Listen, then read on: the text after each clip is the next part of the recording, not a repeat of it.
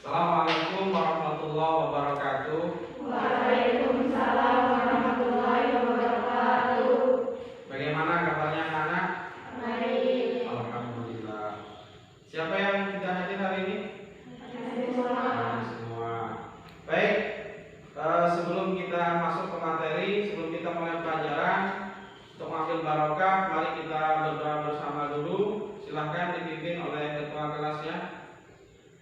Sebelum kita belajar, marilah kita berdoa bersama. Berdoa dimulai. Bismillahirrahmanirrahim. Rabbi zidni ilma warzuqni fahma birahmatika ya arhamar rahimin. Walhamdulillahi rabbil alamin. Baik anak-anak sekalian, pada pertemuan hari ini materi kita adalah tentang meyakini hari akhir dan mengakhiri kebiasaan buruk, ya. Atau yang sering kita pahami dalam kehidupan sehari-hari adalah dengan peristiwa Yaumul Qiyamah. Nah, sebelum masuk ke materi, akan saya sampaikan dulu kompetensi dasar dalam materi kita pada hari ini. Kompetensi dasar kita adalah memahami makna iman kepada hari akhir berdasarkan pengamatan terhadap dirinya, alam sekitar, dan makhluk ciptaannya. Nah, tujuan pembelajaran kita pada hari ini adalah siswa mampu mendeskripsikan pengertian iman kepada hari akhir dengan benar. Kemudian menunjukkan dalil iman kepada hari akhir dengan benar. Dan yang ketiga, menyebutkan macam-macam kiamat dengan benar. Dan yang terakhir pembelajaran kita adalah menjelaskan contoh kejadian kiamat dengan benar. Baik, sebelum kita lanjut ke materi kita lebih dalam, silakan kalian simak video tentang Yaumul Qiyamah berikut ini.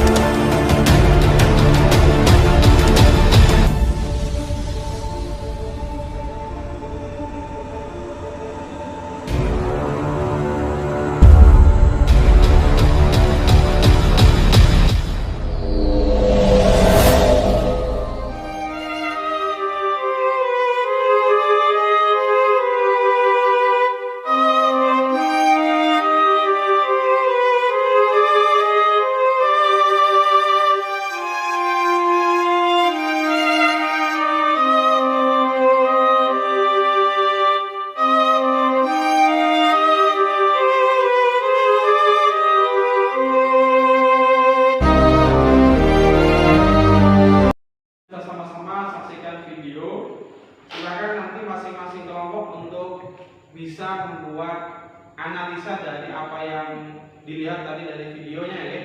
Silakan nanti masing-masing kelompok untuk menyimpulkan. Yang video tadi kita bisa tarik satu kesimpulan atau satu makna bahwasanya hari akhir itu adalah berakhirnya semua kehidupan seluruh makhluk Allah, termasuk itu manusia, matahari, bintang-bintang, bulan, bumi dan seluruh isinya ini nanti akan dihancurkan oleh Allah Subhanahu wa taala.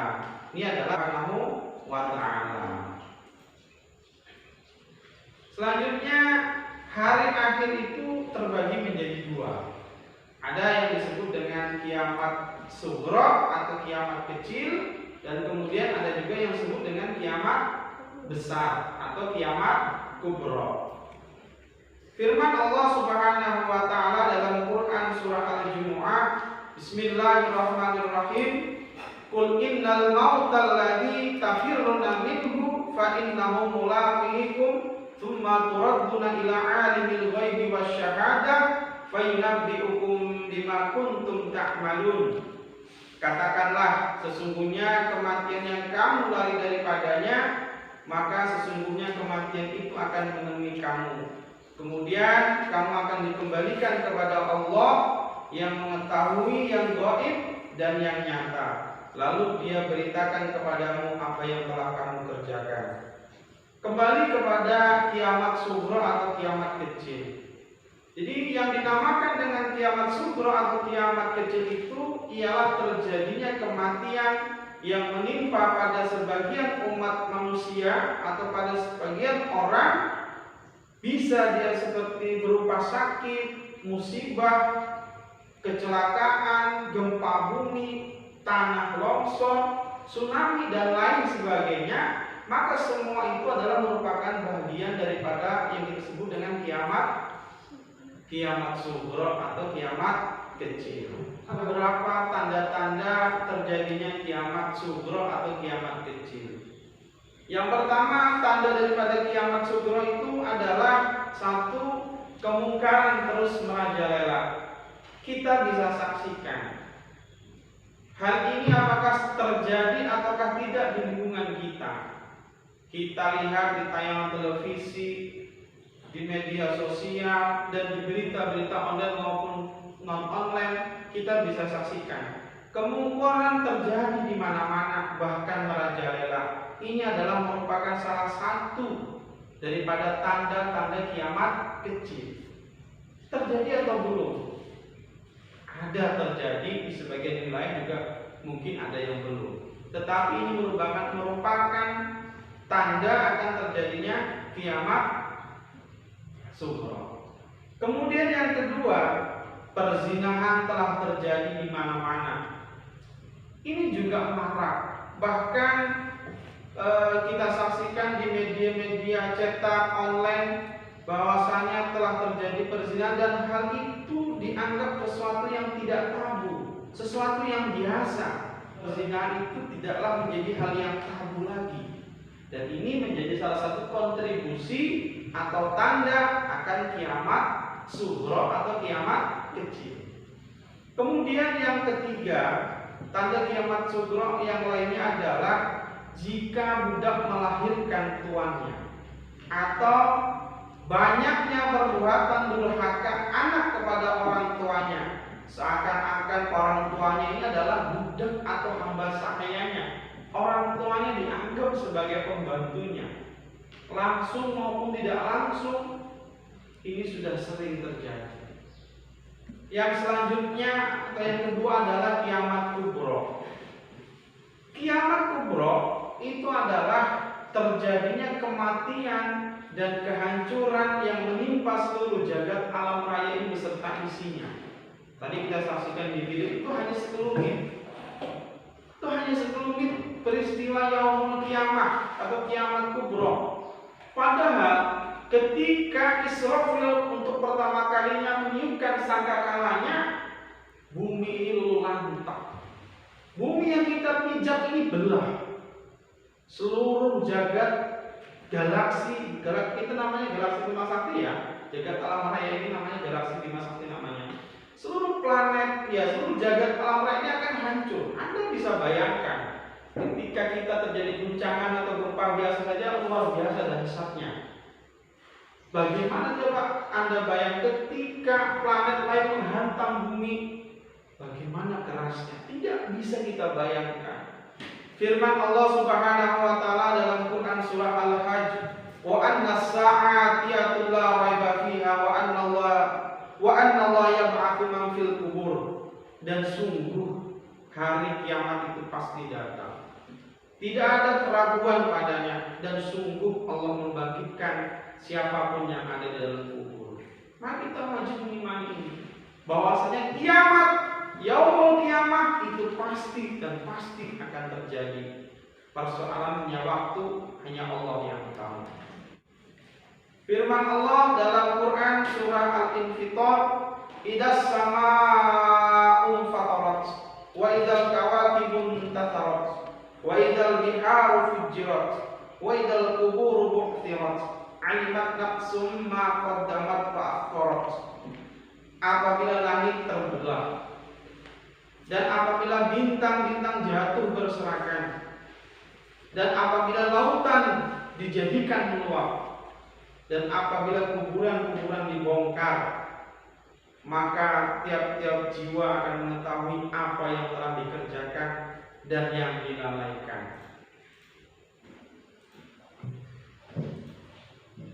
Nah, ini ada beberapa tanda kiamat sughra. Yang pertama, jadi kiamat kubra itu tidak akan terjadi sebelum diawali dengan adanya tanda-tanda yang akan terjadinya kiamat besar atau kiamat kubra itu. Yang pertama apa? Salah satu di antaranya adalah matahari terbit dari barat. Jadi ketika matahari ini kok tidak lagi terbit dari timur, tapi dari barat, pada pagi hari dia terbit dari barat, maka itu alamat, maka itu tanda akan terjadinya yaumul kiamat. Yang kedua dan berikutnya adalah nanti akan keluar Dajjal. Siapa Dajjal itu? Dia adalah makhluk atau manusia yang pendusta. Dia adalah penipu yang ulu. Dalam riwayat dikatakan dia bermata satu dan dia nanti akan membuat kerusakan di penjuru dunia. Bahkan fitnahnya, orang yang sudah mati ketika Dajjal lewat, dia hidupkan. Kemudian dia ajak. Ketika orang itu tidak mau, maka akan dibunuhnya kembali. Dia hebat, dia sakti, dan lain sebagainya. Sehingga orang akan akan tertipu daya, akan mengikut kepada Dajjal. Kemudian yang ketiga tanda-tanda kiamat kubra adalah keluarnya Ya'juj wa Ma'juj. Ya'juj wa Ma'juj ini ada satu kaum, satu kelompok yang nanti akan keluar di akhir zaman.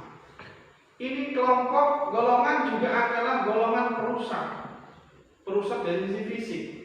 Jadi dia akan keluar dari sarangnya, akan menuju dari satu wilayah ke wilayah yang lain. Setiap daerah, setiap wilayah yang dilewati oleh kaum atau kelompok ini akan merusak. Sebagai penutup, ini ada firman Allah Subhanahu wa taala dalam Quran surah Al-Qasas ayat 88. Bismillahirrahmanirrahim. Kullu syai'in halikun illa wajhah. Yang artinya segala sesuatu itu pasti binasa kecuali hanya Allah Subhanahu wa ta'ala. Dari materi yang telah Bapak sampaikan tadi, marilah kita sama-sama renungkan perkataan dari sahabat Nabi Muhammad SAW, yakni sahabat Ali bin Abi Thalib. Beliau berkata, setiap orang yang hendak dijemput oleh ajalnya meminta lebih banyak waktu karena ingin berbuat baik. Sementara semua orang yang masih memiliki waktu membuat berbagai alasan untuk menunda-nunda berbuat baik. Jangan menunda-nunda melakukan kebaikan. Setiap yang menanam pasti akan memanen. Mari menanam kebaikan di dunia untuk dipanen kelak di akhirat. Jadi kata Nabi, ad-dunya'u mazra'atul akhirah. Jadi dunia ini adalah tempat untuk berladang, untuk bercocok tanam. Nanti ketika kita tanam di dunia, maka kita akan panen di akhirat. Apa yang kita tanam di dunia adalah berupa kebaikan dan amal-amal soleh kita. Maka ketika di akhirat maka kita akan panen pahala apa yang kita perbuat ketika kita hidup di dunia. Demikian pertemuan kita pada hari ini. Mudah-mudahan ada manfaatnya, dan saya akhiri wabillahi taufiq wal hidayah. Wassalamualaikum warahmatullahi wabarakatuh.